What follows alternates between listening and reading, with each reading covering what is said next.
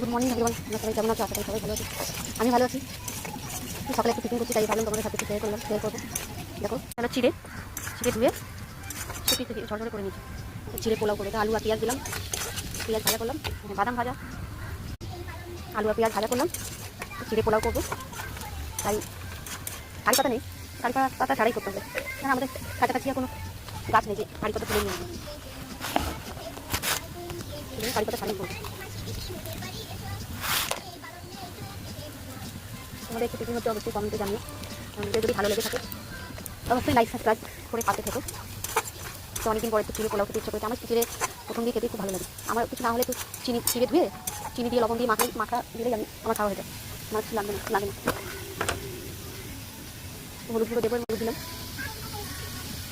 জিরে গুঁড়ো দিলাম, দিয়ে এগুলো একটু ভাজা করবো। কাঁচা লঙ্কা কিছু দিলাম, কাঁচা লঙ্কা বেশি ঝাল করবো, মেয়ে খাবে তো, লঙ্কা থাকলে আর খাবে না, এই জন্য ভাজা করলাম। চিড়েগুলো দিলাম, বাদাম দিয়ে ভাজবো। কারি পাতা নেই বলে আর কারি পাতা দিলাম না, আমার হয়তো যদি করে। তোমাদের কাছে যদি কারি পাতা থাকে, কারি পাতা দিয়ে রান্না করবে, আরও ভালো লাগবে খেতে। যেহেতু আমার কাছে নেই তাই আমি নর্মালি করলাম।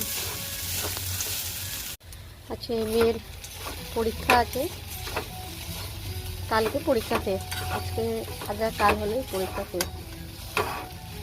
কদিনের পরীক্ষা চলছিল, শনিবার দিয়ে বেলায় একটা পরীক্ষা। টিফিন করে দিলাম, তারপরে এখন রান্না বসাবো। আর একটা রেসিপি বানাবো, চেষ্টা করব তোমাদের সাথে শেয়ার করতে।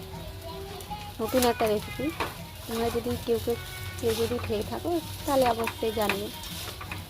আমি খাইনি কোনোদিন, বানাবো আজ, তাই তোমাদেরকে দেখাবো।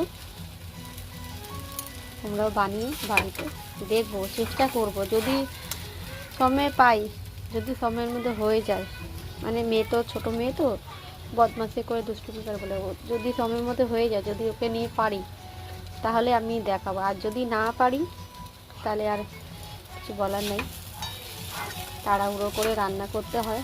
এখন যা পাই তাই খেয়ে নিই এখন, কারণ আমাদের খাওয়া দাওয়া কোনো নেই। আগে যেরকম খেতাম, এখন যা পাই সব খেয়ে নিই। ঠিক আছে, টাটা, রাখলাম।